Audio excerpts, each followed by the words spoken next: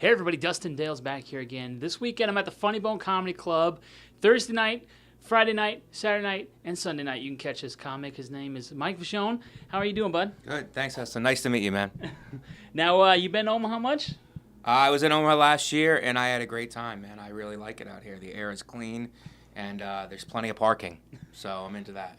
Very cool. Plenty of parking. You don't get that much in New York, do you? No, it's all crowded, but you know, it has its bright points, but it's super crowded. Everybody's crawling all over each other, so it's nice to get out here, man. Yeah. Well, I thought one thing that I thought about you was interesting was your background. You did some wrestling back in college and high school. Is that right? Yeah, actually, I was good in high school, and I took beatings in college, so that's the difference. But I know Nebraska's got a great program, and yeah, man, I love the sport. It's a great sport. It really makes you tough. It prepares you for the trials and tribulations of a brutal stand-up career. You got an example of that? What was a good time that reminded you of your wrestling days when you were on stage? Because I just went through one. It's like I had a bad heckler at one show, and in wrestling, you have to learn to take losses. And actually, my wrestling coach was at the show, and the heckler was so bad back and forth, they had to get, she's just completely shut down the whole show. And I went up to my wrestling coach afterwards. I'm like, you're used to seeing me take a loss. Sometimes you got to take a loss in this business too. So it was great. Now, after college, you spent some time working as a teacher. Yeah, I have a master's degree in special education. It was a great experience. It was hard. It's hard. Anybody who can do it for long periods of time, my hat's off to them. But it was a great experience doing it, because I worked with high school kids for a while, which was very challenging because it would be an argument every day to get them to do work. But then I worked with like 3 to 5 year olds, and I thought I was going to hate that, and I loved it. It was the greatest because they're still moldable, and I enjoyed it thoroughly. Now, I don't know about you, but when I deal with kids, sometimes I just go crazy just because they got so much energy and they're all over the place. Did that really prepare you well for comedy?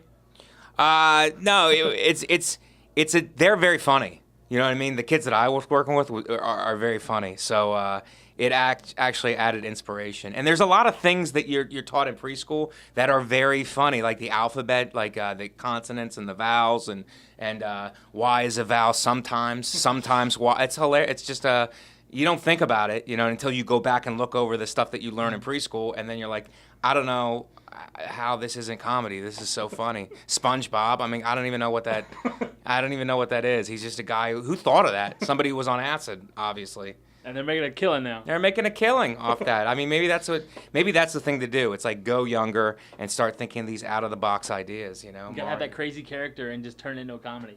I think so, and it's got to resonate. It's got to resonate with kids. SpongeBob is Ninja Turtles. I don't even know who could have possibly thought that let's turn turtles into like karate experts and that'll work. You know what I mean? It's insane. You never think about that. One of the slowest creatures on earth, now it's kicking butts in the streets of New York. It's unbelievable. They're saving the planet.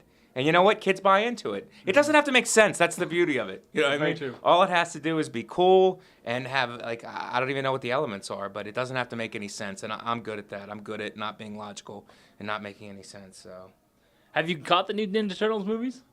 No, I don't go to them. I don't know, but I just know from the kids I've worked with, they love Ninja Turtles. And you know what? Something that never changes with all these apps and drones? Trains. They love trains. That's why Thomas the Train is like a huge thing, and his friend Percy. It's great to have trains that can talk and have conversation and have like disagreements and then be able to resolve the disagreements.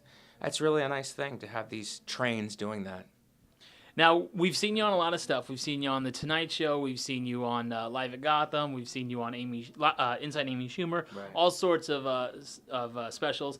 Did you have one that really stuck out to you that was really cool for you? My half-hour special was really special. Excuse the double meaning there.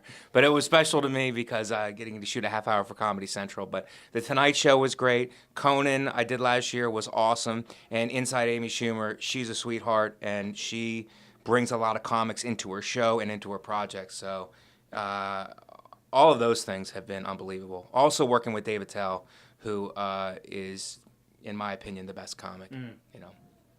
Well, make sure that you check him out. He's going to be at the Funny Bone Comedy Club all this weekend. Yeah, Thursday, Friday, Saturday, Sunday, all weekend long. Could you do it again and I'll count like a professional wrestler?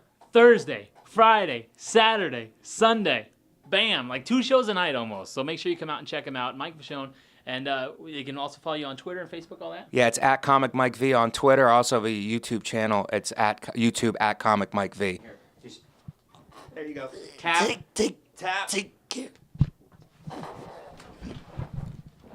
sure you're asleep.